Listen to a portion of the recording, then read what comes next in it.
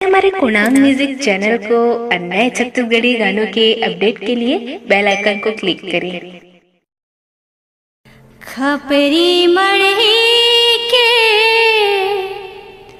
दाई